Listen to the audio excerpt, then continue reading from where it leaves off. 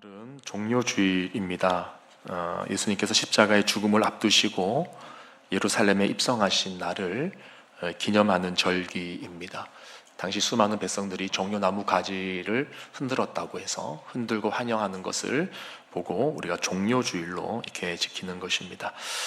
이제 이날을 시작으로 해서 예수님의 한 주간, 고난의 주간이 시작되는데 우리 이런 의미에서 이렇게 인사해 볼까요? 저 옆 사람들과 함께 내일 특서에서 만납시다. 예. 새벽 기도 나오는 게 여러분들에게 고난 아니십니까? 예. 건강한 사람이 아픈 사람에게 아유 많이 아프죠, 힘내세요, 그럼 위로가 안 되죠. 근데 먼저 그 병을 경험하신 분이 위로하시면 잘 될 거예요, 잘 될 거예요, 저도 잘 견뎠어요, 잘 될 거예요 라고 하면 위로가 되죠. 마찬가지입니다. 사람의 위로는 한계가 있고요, 모든 아픔과 고통에 짐을 짊어지신 예수 그리스도의 고난을 우리가 묵상하고 나갈 때 우리 인생의 고난이 위로받고 해석되어지는 것입니다. 특세 기간에 이 믿음 가지고 모두가 함께 동참할 수 있게 되기를 주님의 이름으로 축원합니다. 우린 지난 시간에 잠언에 대한 말씀을 나누었고요, 오늘 다시 이제 사무엘상 말씀으로 돌아왔습니다. 간단하게 지난 줄거리를 한번 복습 차원에서 말씀을 드리면, 오늘 시간이 뒤에 성찬 예식도 있어서 제가 말이 조금 빨라질 수도 있어요. 여러분 감안하고 들어주시면 좋겠습니다. 블레셋과 이스라엘 사이에 전쟁이 발발했죠. 이미 다윗을 충분히 믿고 신뢰한 블레셋의 아기스 왕은 다윗과 그의 용병 600명이 자신의 군대에 합류하기를 바랬습니다. 그래서 다윗이 매우 곤란한 상황에 처하게 됐다라고 말씀을 드렸었죠. 크게 두 가지 이유에서 그렇다고 했습니다. 첫 번째는 뭐였습니까? 다윗은 차기 왕이 돼야 돼요. 왕이 돼야 되는데 블레셋 군과 협력해서 이스라엘 백성들과 싸운다는 것, 자신의 미래의 백성들과 싸운다는 것, 그게 말이 안 된다는 것입니다. 두 번째는 뭐냐면, 다윗은 그동안 사울 왕을 죽이고 자신의 안전을 도모할 수 있었지만 하나님을 의식했기 때문에, 하나님을 경외했기 때문에 선을 넘지 않았어요. 계속해서 사울을 살려주었습니다. 왜요? 하나님의 기름 부음 받은 자였기 때문에. 하나님께 기름 부음 받았다는 것은 하나님께 구별된 자라는 것이고 하나님의 소유라는 뜻입니다. 하나님의 소유이기 때문에 다윗이 함부로 칼을 댈 수가 없는 거예요. 하나님을 의식함으로 다윗은 끝까지 참았습니다. 그런데 만약 이번 전투에 참여하게 되면 자신의 의지와 상관없이 사울에게 칼을 겨누는 꼴이 되는 거죠. 그것은 그동안 자신이 하나님을 경외하는 마음으로 사울 왕을 끝까지 왕으로 인정한 것을 한순간에 뒤엎어버리는 것이었고, 또 백성들이 볼 때도 다윗이 처음부터 큰 그림을 가지고 의도적으로 사울을 살려준 것이었구나, 이 마지막 한 방을 노리고 그동안 살려준 것이었구나, 그렇게 오해를 충분히 살 만한 소지가 있었기 때문에 다윗이 참 곤란했던 것입니다. 그래서 다윗이 이러지도 못하고 저러지도 못하는 상황이었는데 이때 마침 기가 막힌 하나님의 은혜가 임합니다. 다윗이 그 전쟁에서 자연스럽게 빠질 수 있는 그런 기회를 얻게 되는 거예요. 어떻게 그런 기회가 생겼냐? 블레셋 왕 아기스는 다윗이 무조건 이 전쟁에 참여하기를 바랬는데 이 사람을 제외한 다른 지휘관들이 들고 일어난 겁니다. 왕이시 어떻게 이 다윗을 믿을 수 있습니까? 다윗은 과거에 골리앗을 죽인 사람입니다. 어떻게 다윗을 뭘 믿고 다윗을 우리가 함께 연대해서 전쟁터에 나가겠습니까? 노발대발한 겁니다. 그래서 결국 아기스 왕이 한 발 물러서서 이제 다윗을 돌려보낼 수밖에 없는 이제 그런 상황이 됐는데, 사실 다윗의 입장에서 보면 기가 막히게 좋은 거죠. 하나님 참 절묘하시다. 너무너무 감사했던 그런 시간이었던 거예요. 자, 여기까지가 지난 시간의 이야기였고요. 이제 오늘 본문을 보시면 다윗이 600명의 용사들과 함께 이제 자신의 거처 시글락으로 이제 돌아오는 장면이 나옵니다. 그럼 이제 본문 1절에서 3절을 다시 한 번 더 보면 좋겠는데요. 다윗과 그의 사람들이 사흘 만에, 3일 만에 시글락에 이르렀습니다. 그때에 아말렉 사람들이 이미 네겝과 시글락을 침노하였는데 그들이 시글락을 쳐서 불사르고 거기에 있는 젊거나 늙은 여인들을 한 사람도 죽이지 아니하고 다 사로잡아 끌고 자기 길을 갔더라. 3절 다 함께 봅니다. 시작. 다윗과 그의 사람들이 성읍에 이르러 본즉 성읍이 불탔고 자기들의 아내와 자녀들이 사로잡혔는지라. 이제 계속해서 기가 막힌 일들이 발생하는 거죠. 앞에서는 굉장히 좋은 상황이었는데 이번에는 정말 말로 다 할 수 없는 참혹한 현장이 눈앞에 펼쳐진 겁니다. 3일간의 그 여정 끝에 시글락에 도착을 했는데 아말렉 사람들이 쳐들어왔어요. 아말렉 사람들이 모든 것을 불태워버렸습니다. 모든 것을 다 빼앗아 갔어요. 그리고 가족들까지 포로로 다 끌고 간 겁니다. 재앙이죠, 재앙. 완전한 재앙이죠. 그래서 4절에 보시면 다윗과 그와 함께한 백성이 울 기력이 없도록 소리 높여 울었더라. 이 가족에 대한 그 고통은 뭐 이루 말할 수 없는 거죠. 그래서 울 기력이 없을 정도로 이제 소리 높여 울었어요. 그리고 뭐 한참 울고 더 이상 이제 울 기력이 없을 정도로 실컷 울고 나니까 속이 풀렸을까요? 안 풀렸을까요? 실컷 울고 나면 속이 풀려야 되잖아요. 당연히 안 풀리죠. 이 가족이 지금 포로로 끌려간 마당에. 근데 울 힘이 없어요. 그러니까 이 사람들이 뭘 하냐면 돌을 듭니다. 돌. 그러니까 울음으로 슬픔을 표현해야 되는데 울음이 안 나오니까 울음으로 이 절망과 슬픔을 표현하지 못하는 거예요. 그러니까 어떻게 이걸 표현하느냐? 옆에 돌을 듭니다. 돌을 들고 다윗에게 다가가는 거예요. 6절 상반절에 보시면 백성들이 자녀들 때문에 마음이 슬퍼서 다윗을 돌로 치려 했다, 이렇게 나옵니다. 여러분, 지금 이 돌을 든 사람들이 누굽니까? 그동안 다윗과 함께 동고동락했던 600명의 용사들이에요. 쉽게 말하면 이 사람들은 그동안 이렇게 표현할 수 있을 것 같아요. 다윗 덕분에 그나마 잘 먹고 잘 산 사람들인 거예요.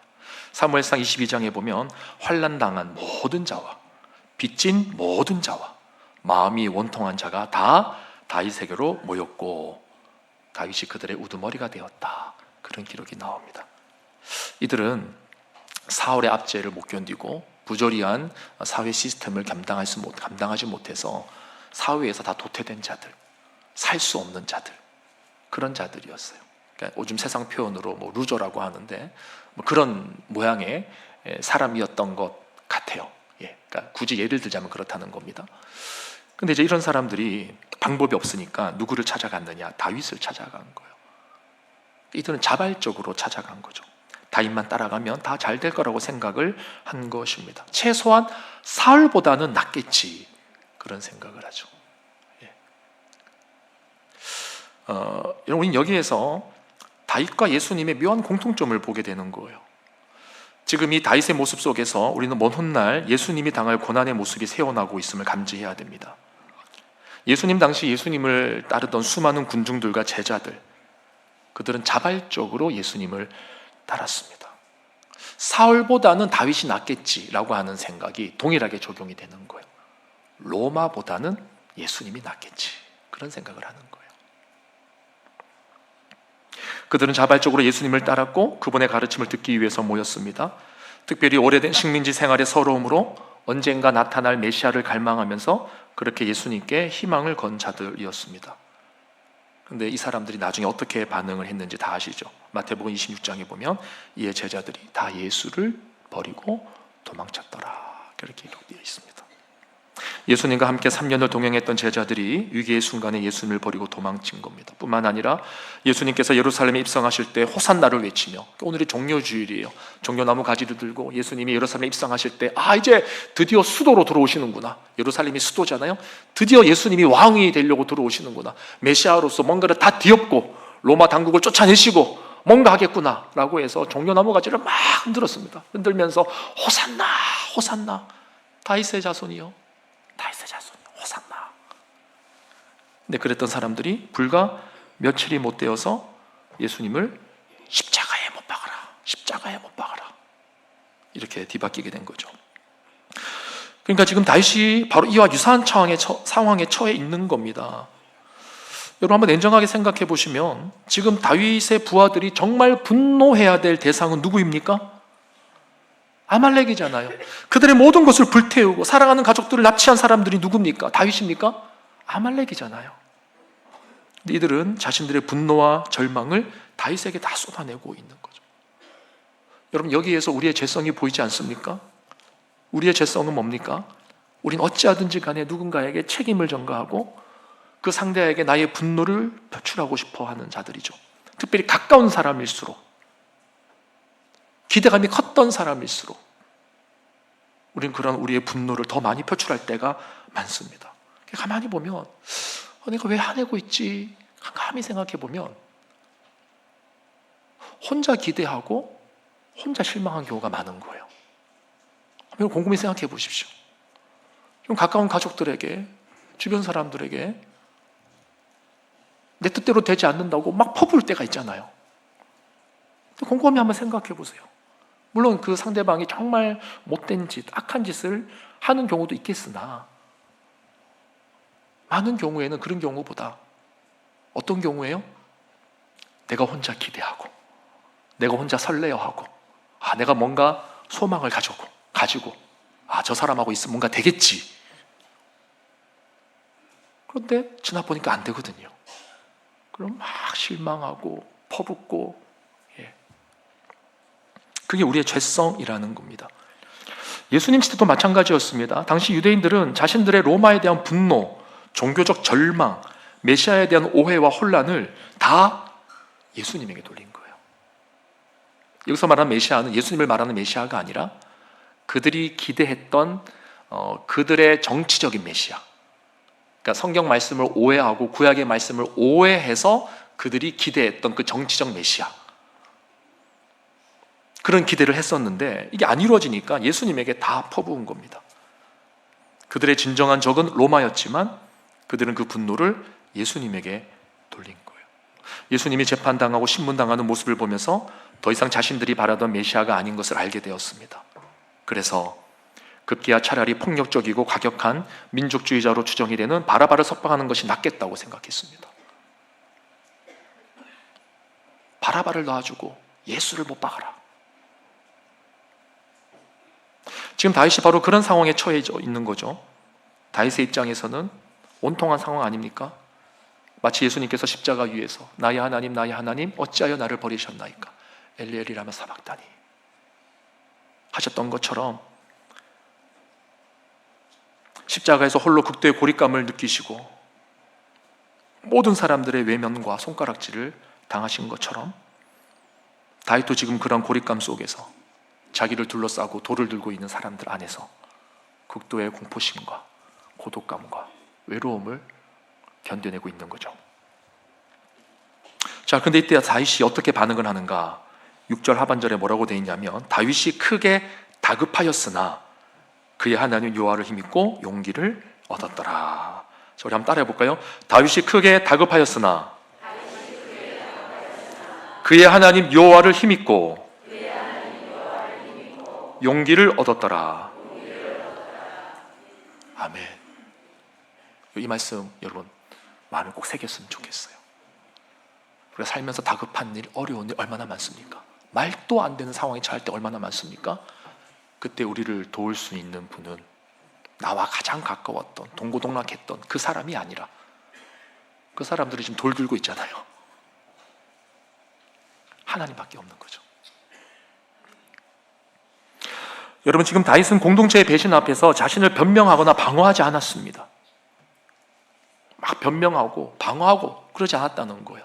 저는 설교자니까 다윗의 입장을 대변하고 있지만 다윗이 그 자리에 서서 야, 막말로 따져서 내가 너희들에게 잘못한 게 뭐 있느냐, 너희들이 자발적으로 나에게 찾아온 거 아니냐, 그동안 나 때문에 잘 먹고 잘 산 건 아니냐, 이런 말을 다윗은 하지 않았다는 거예요. 대신에 하나님을 향합니다. 하나님. 그래서 7절 8절을 보시면 제사장 아비아달을 통해 하나님께 묻습니다. 다윗이 아히멜렉의 아들 제사장 아비아달에게 이르되 오나건대 에봇을 내게로 가져오라. 아비아달이 에봇을 다윗에게로 가져가매, 그러니까 에봇은 하나님의 뜻을 구하는 제사장들의 옷입니다. 다윗이 여호와께 묻자오되 내가 이 군대를 추격하면 따라잡겠나이까 하니 여호와께서 그에게 대답하시되 그를 쫓아가라. 네가 반드시 따라잡겠고 도로 찾으리라.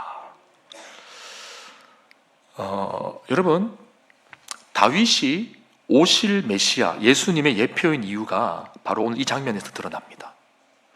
지금 다윗이 백성들의 배신 앞에서 오직 하나님 한 분만을 의지하여 힘을 얻고 있는 이 장면, 여러분 이 장면을 보면서 죽음을 앞두고 있는 예수님의 어떤 모습이 같이 떠오르지 않으십니까? 전 이 장면을 볼 때 예수님의 겟세마네 동산에서의 기도가 떠올라요.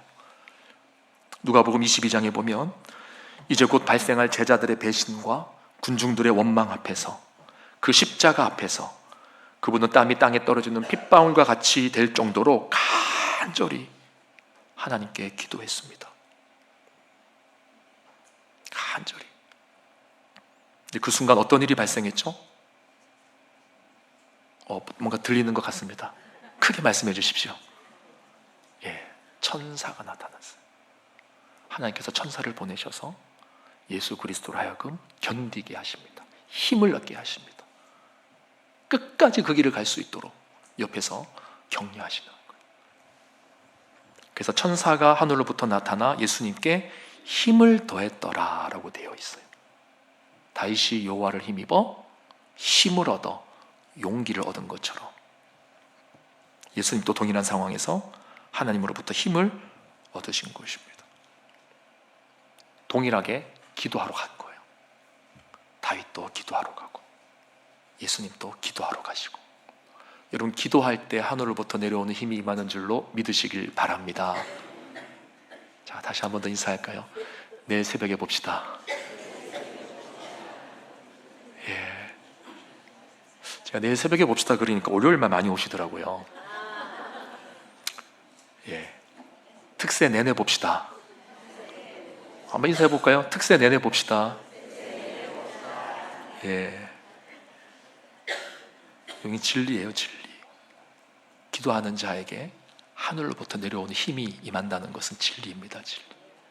다윗이 그것을 경험한 것이고 예수님이 이것을 경험한 거예요. 또 다윗은요, 자신을 돌로 치려 했던 사람들을 원망하거나 정죄하지 않았을 뿐만 아니라 즉시로 구원 행동을 취했습니다. 예수님도 그러셨죠. 십자가에 달리셔가지고 자신을 정죄한 자들, 자신을 향해 손가락질하는 자들을 향해서 욕하거나 대변하거나 정죄하지 않았어요. 대신 이렇게 말씀하셨죠. 아버지여, 저들을 사하여 주옵소서. 저들은 자기들이 하는 것을 알지 못함이니이다. 예수님도 침묵하신 거예요. 다윗과 똑같이요. 그리고 다윗이 그 자리에서 힘을 얻어 즉각적으로 그 구원의 역사를 위해 달려간 것처럼 이제 구원하러 가야 되잖아요. 잃어버린 처자식들을 구하러 가야 되잖아요. 빼앗긴 것들 도로 찾으러 가야 되잖아요. 기도 응답을 받고 즉각적으로 움직인 거예요. 바로 그냥. 마찬가지로 예수님도 겟세마네 동산에서의 기도 이후에 아무것도 하지 않고 곧장 십자가를 향해 가시게 되는 겁니다. 예수님은 끝까지 십자가의 길을 가는 것을 포기하지 않으시고 십자가에 매달리셨습니다. 이 말은 우리의 죄값을 치르시기 위해, 우리를 구원하시기 위해 끝까지 죽기까지 하나님 앞에 순종하셨다라는 말씀이에요. 그래서 마태복음 20장 28절에 보면 인자가 온 것은 섬김을 받으려 함이 아니라 도리어 섬기려 하고 자기 목숨을 많은 사람들의 무엇으로 준다고요? 대속물로 주려 함이라. 대신 죽는 죽음, 대속물로 주시기 위해서 오신 거예요. 주님은 끝까지 십자가에 달리신 것입니다. 그래서 그 결과 어떤 일이 발생했나? 완전한 구원이 이루어진 거예요. 오늘 그것을 오늘 본문에서 예표적으로 보여주고 있는데 그게 18절, 19절 말씀입니다. 다윗이 아말렉 사람들이 빼앗았던 모든 것을 도로 찾고 그의 두 아내를 구원하였고 그들이 약탈하였던 것 곧 무리의 자녀들이나 빼앗겼던 것은 크고 작은 것을 막론하고 아무것도 잃은 것이 없이 모두 다윗이 도로 찾아왔고 20절 다 함께 봅니다. 시작. 다윗이 또 양떼와 소떼를 다 되찾았더니 무리가 그 가축들을 앞에 몰고 가며 이르되 이는 다윗의 전리품이라 하였더라. 다윗의 완전한 승리와 회복이에요. 여기서 우리가 주목할 것은 다윗이 빼앗겼던 것은 크고 작은 것을 막론하고 아무것도 잃은 것이 없이 모두 도로 되찾았다는 것입니다. 여기에 주목을 해야 돼요. 이게 무슨 말이냐면 예수님의 완전한 구원을 예표하는 장면인 겁니다.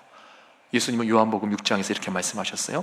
나를 보내신 이의 뜻은 내게 주신 자 중에 내가 하나도 잃어버리지 않는 것이다. 하나님의 뜻이 뭐냐? 하나님이 내게 주신 자 중에 하나도 잃어버리지 아니하고 마지막 날에 다시 살리시는 것이니라 그렇게 말씀하셨어요. 완전한 구원이라는 거예요. 한 번 얻은 구원은 바뀌지 않습니다. 한 번 얻은 구원은 누가 뺏어갈 수가 없는 거예요. 그 구원은 완전하고 온전하기 때문입니다. 그래서 로마서 8장에서 바울이 이렇게 확신합니다. 내가 확신하노니 사망이나 생명이나 천사들이나 권세자들이나 현재일이나 장래일이나 능력이나 높음이나 깊음이나 다른 어떤 피조물이라도 우리를 우리 주 그리스도 예수 안에 있는, 다 함께 시작, 하나님의 사랑에서 끊을 수 없으리라. 여러분, 완전한 구원이에요. 여러분들이 예수 믿고 나서 살다가 넘어지기도 하고 또 죄짓기도 하고, 또 때로는 뭐 그러면 안 되겠지만 또 다시 방탕한 길로 돌아설 때도 있고, 많은 우여곡절들이 있지 않습니까? 신앙의 고조가 있는데, 그러할지라도 하나님의 사랑에서 우리를 끊을 수 없다라고 하신 것이 하나님의 온전한 사랑인 줄로 믿으시길 바랍니다. 만약에 그 사랑이 끊어지고 우리의 행동에 따라서 그 구원의 변화가 나타난다면 그 예수님의 구원이 온전한 구원이 아니라는 거예요. 예수님은 하나님의 아들이신 걸 믿습니까? 여러분, 하나님의 아들이 인류의 죄값을 위해서 대신 죽으신 거예요. 하나님이 대신 죽으신 거예요. 그 효력은 온 세상의 죄를 씻고도 남음이 있는 효력인 줄로 믿으시길 바랍니다. 그래서 그 구원을 우리가 찬양하는 거예요.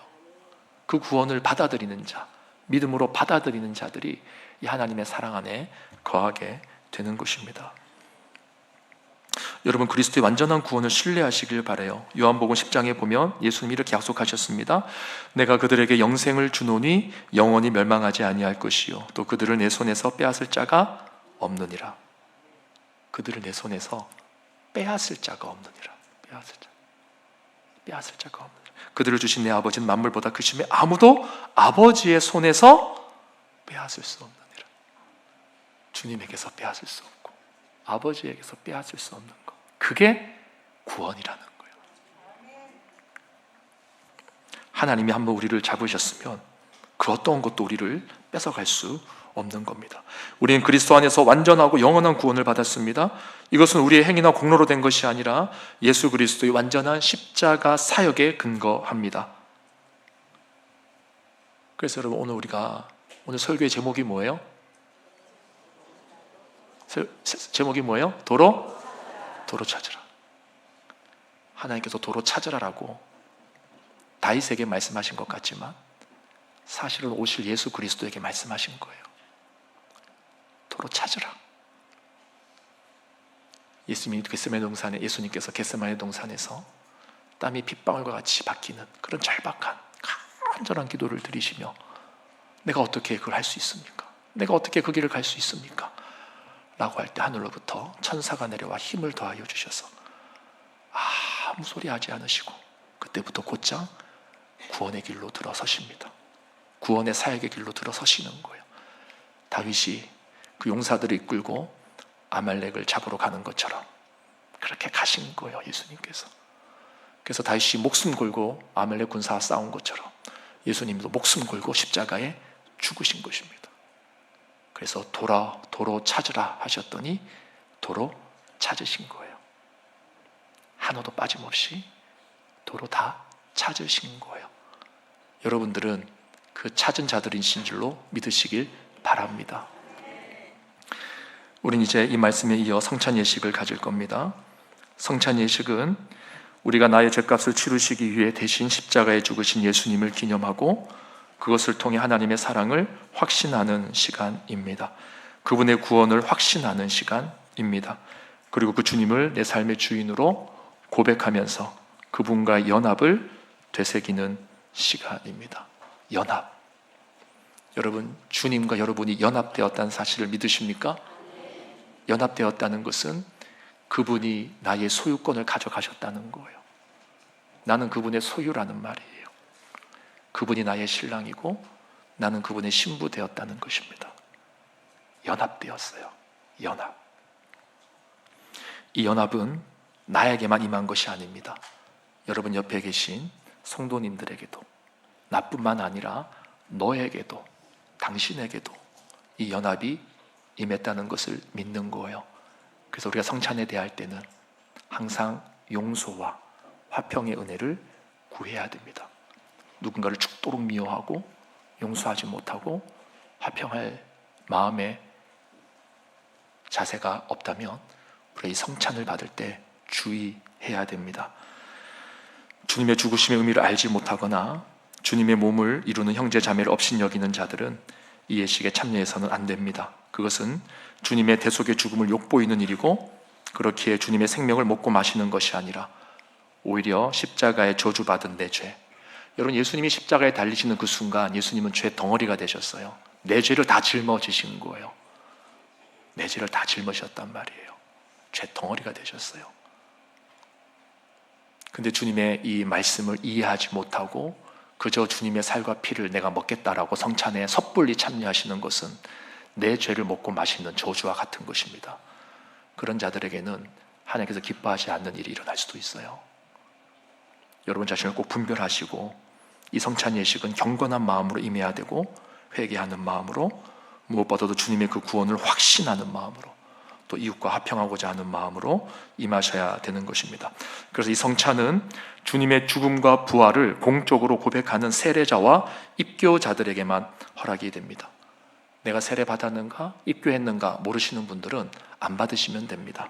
그러나 성찬에 참여하지 못한다고 해서 여러분 이 시간을 헛되이 생각하지 마시고, 오히려 성찬을 받으시는 분들의 모습을 보면서 나도 천국을 소망하고, 나도 예수 그리스도 연합을 소망하고, 나도 주님의 소유로서의 삶을 새롭게 살아가야겠다라고 하는 그런 다짐이 있는 시간이 된다면 이 시간이 우리 모두에게 은혜가 될 줄로 압니다. 우리 이제 오늘 이 말씀을 생각하면서 도로 찾으라 말씀하셨고 도로 다 찾으신 예수 그리스도의 구속의 은혜를 기억하면서 함께 성찬에 참여하겠습니다. 우리 성찬 위원들은